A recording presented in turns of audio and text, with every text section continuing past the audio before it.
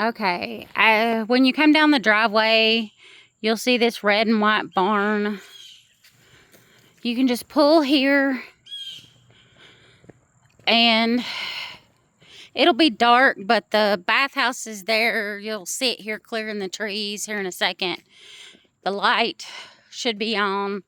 Most of the lights are motion activated.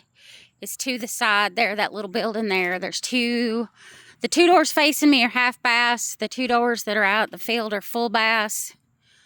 I don't care where you park out in here. You can park long ways. You can park however you can get out in here. Just don't cross where the sticks are, because that's the sewer lines.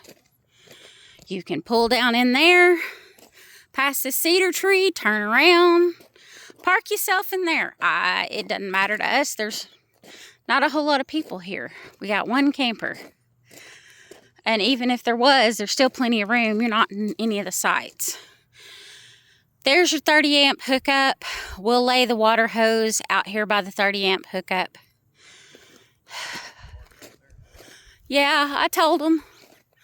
And then right there's the bathhouse. Free washer and dryer.